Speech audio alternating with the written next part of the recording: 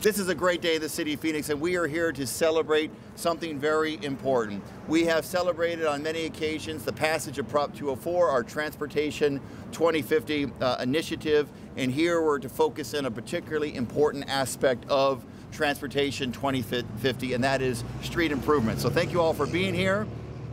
We're here to celebrate our first round of Transportation 2050 street pavement preservation projects that began last spring. As you can see behind us, it's beautiful, isn't it? That's a beautiful street. This portion of Thomas Road is looking great with new pavement and restriping that we just finished last week. And we are here at the Isaac School District Business Center and an area of locally owned small businesses up and down. I want to thank our superintendent, Dr. Mario Ventura of Isaac School District. Dr. Ventura, where are you? Thank you for being here, young man, and letting us hang out in front of your wonderful school business center. With the addition of $11.3 million in voter-approved funds in our budget this year for street improvements, we were able to quadruple the number of street miles included in this year's street pavement preservation program. And thanks to good weather and the additional funding, we are paving more street miles than ever. And I want to right now introduce my council colleagues. They're going to say a few words in just a moment, but they are strong supporters of improved transportation in the city of Phoenix. Not just light rail, not just buses, not just dial-a-ride, not just more bikeability and walkability, but for street maintenance and improvements. Councilman Thelda Williams, who chairs our transportation subcommittee, and Councilman Laura Pastor, who represents Isaac School District and the neighborhood where we're having this announcement here today. I also want to say thank you to our great and professional city staff. We pushed them hard to get this number of miles that we're going to announce in this year's budget. Our Deputy City Manager, Mario Paniagua. Mario, thank you for your leadership. Our Street Transportation Director, Ray Dovalina. Where's Ray? Thank you for your leadership in getting this done. And of course, to get projects like this done, we have to have great private sector partners. And I want to thank the Associated General Contractors and their members who are working hard throughout the city of Phoenix to make sure these projects come in on time and on budget. It's been almost a year since our voter-approved Transportation 2050 went into effect. Phoenix made an investment in ourselves, and that new revenue has kicked in a 35-year plan to advance Phoenix's transportation future and our economy.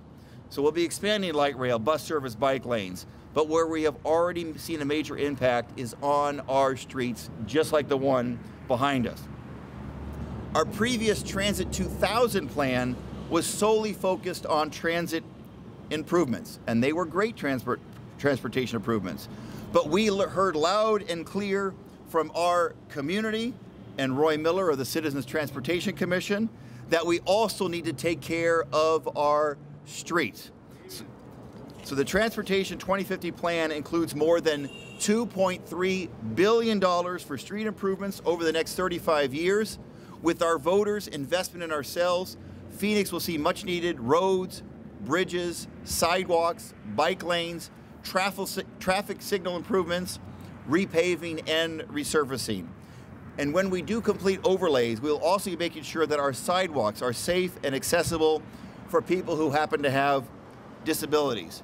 Here's what we've done in just 1 year.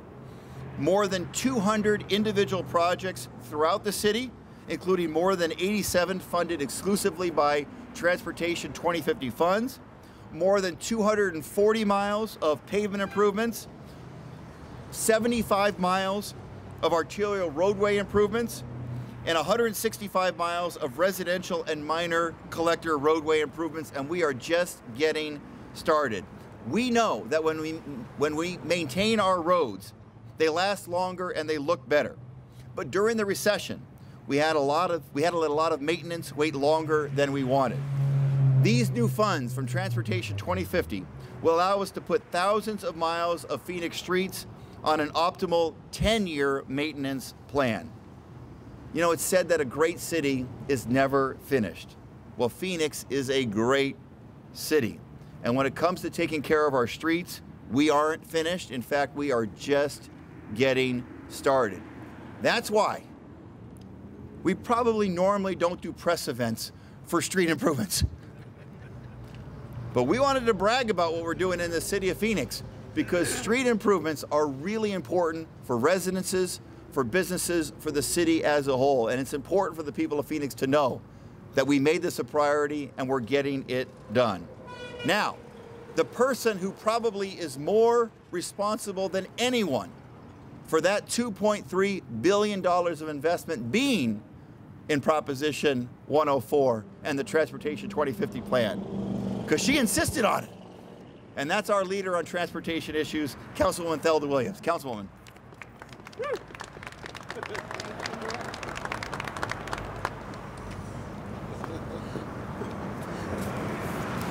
And the mayor is absolutely right. I did insist on it because in many parts of this city, we still have dirt roads.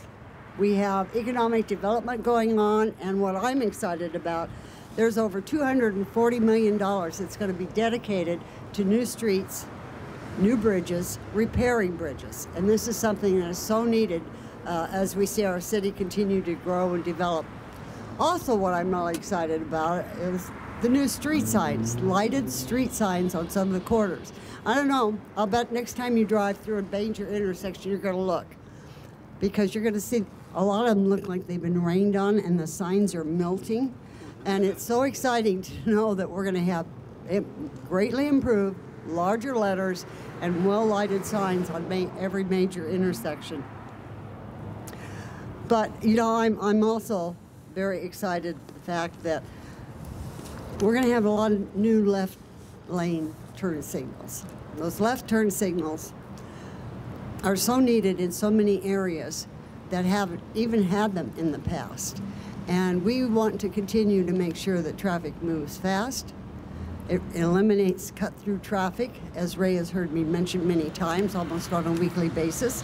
But it really helps make our city safer and more progressive. And I'm very excited to have all of you here today to be part of this program.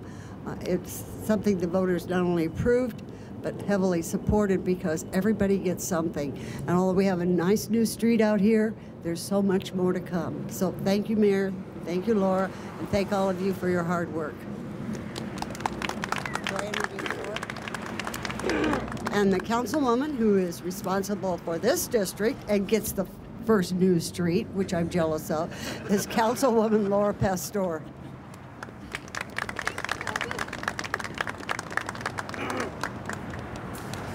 So this is so exciting for me because obviously I'm the first one to kick it off in District 4.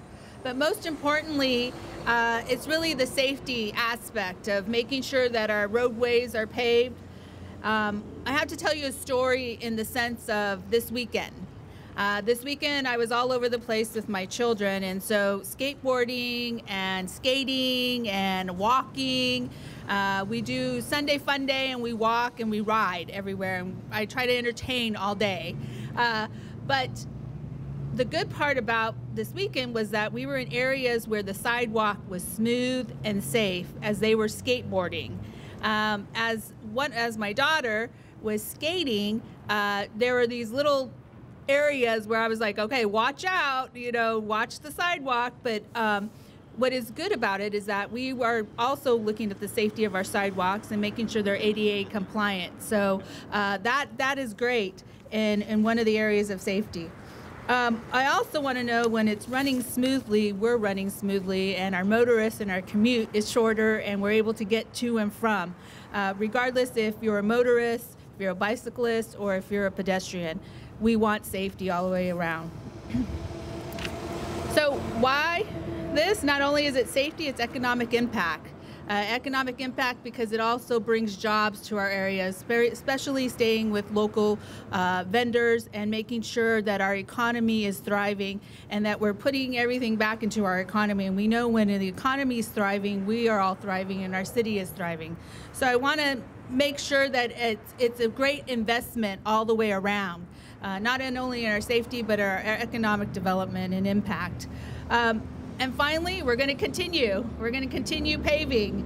And next year, We will see more and more happening in the spring, and it'll be completed in the fall. So I want to thank you for voting for T 2050 and being here and realizing the impact that it does within our community. Thank you.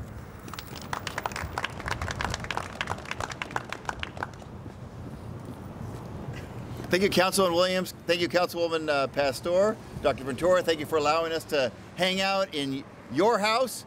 Your parents will be able to drive their kids a little more safely every day to and from school because of the investment of the citizens of the city of Phoenix in Proposition 104. So yes, a little out of the ordinary to have a press event celebrating street improvements. People think that's the core of what government should be doing, and that's exactly right. But that's exactly why the citizens of Phoenix, and with the leadership of Councilman Williams, insisted that we put major street improvements into Transportation 2050, and that's exactly why we're here to celebrate. You asked for it, you got it.